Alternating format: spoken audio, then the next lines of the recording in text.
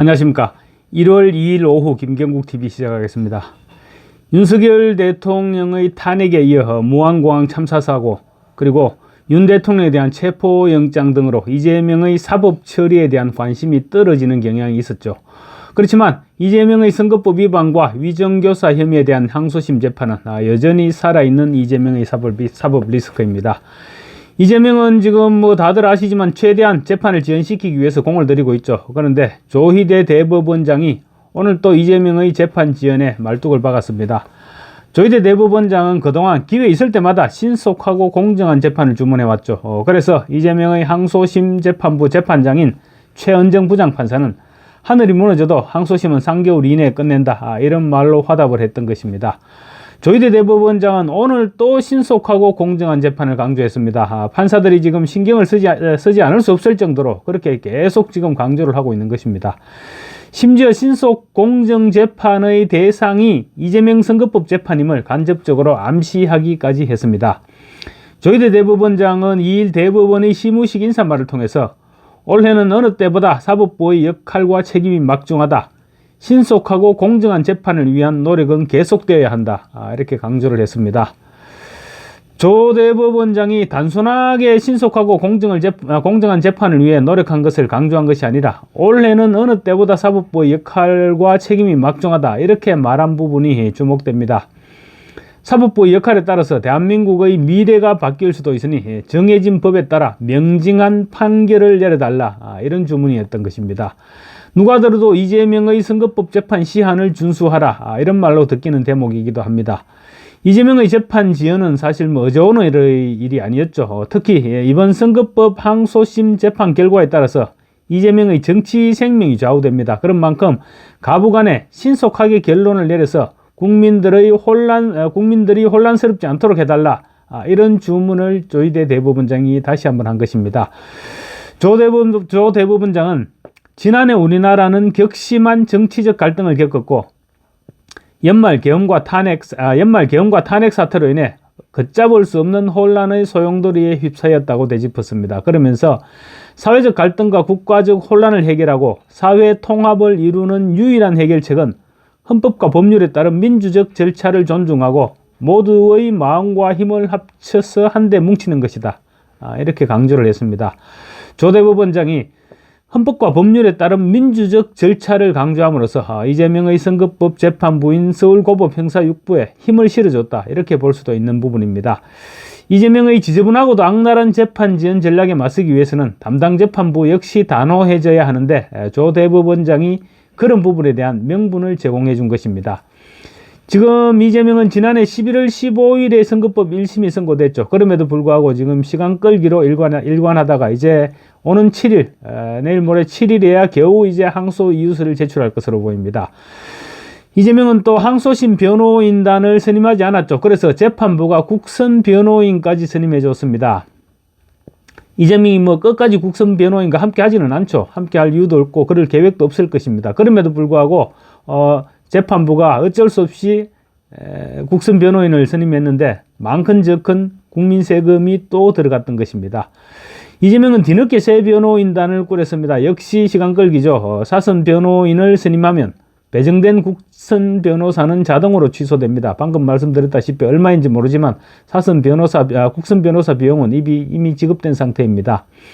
아마도 뒤늦게 사선 변호인을 선임하고는 재판 기록을 검토할 시간이 필요하다, 이 이유로 재판을 질질 끌려고 할 것입니다.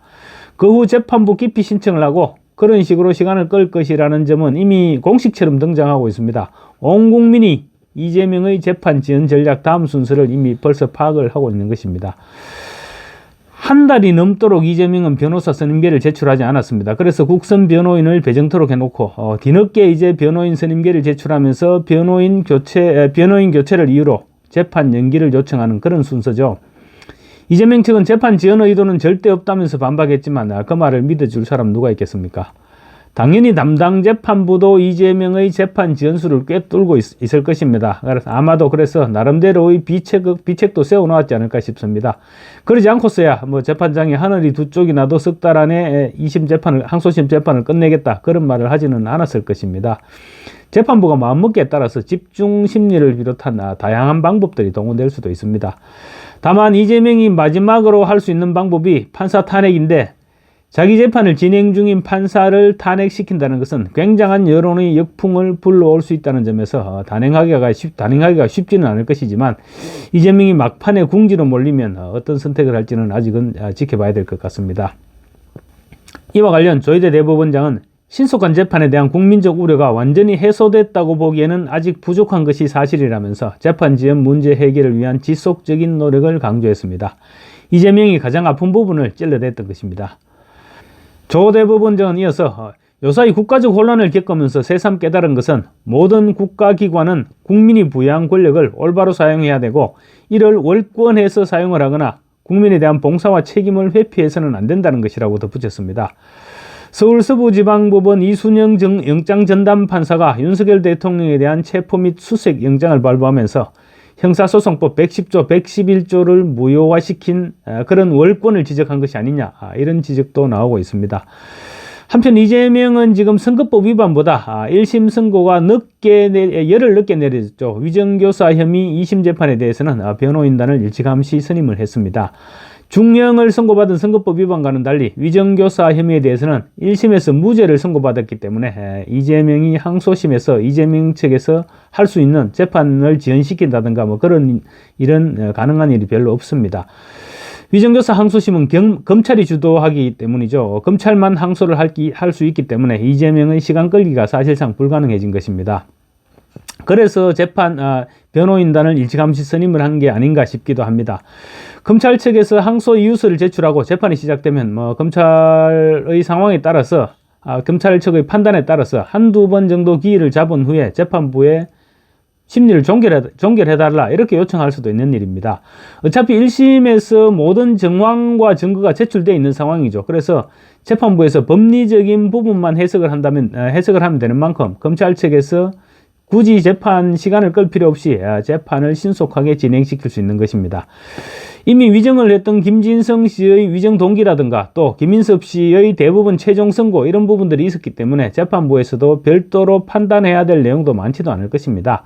1심 재판부, 그러니까 김동연 판사의 판단이 과연 옳았는지에 대한 판단만 내리면 되는 것입니다. 재판 속도에 대해서는 이재명 측에서 방어가 불가능합니다. 그래서 법조계에서는 예상외로 선거법보다 위정교사 혐의에 대한 항소심 선고가 더 빨라질 수 있지 않겠느냐, 이런 전망도 나오고 있습니다.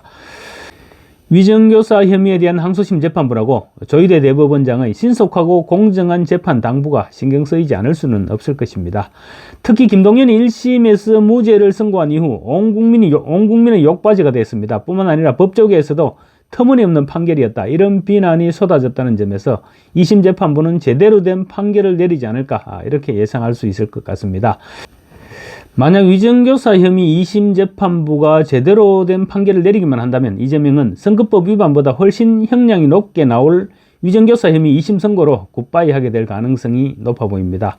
이재명이 마치 대통령이 된 것처럼 지금 행세를 하고 다닙니다. 그렇지만 사법 리스크는 여전히 이재명에게 현존하는 위협이고, 또 오늘 조희대 대법원장의 시무식 인사말로 그 위험성은 더욱더 현실화되고 있는 것입니다. 감사합니다.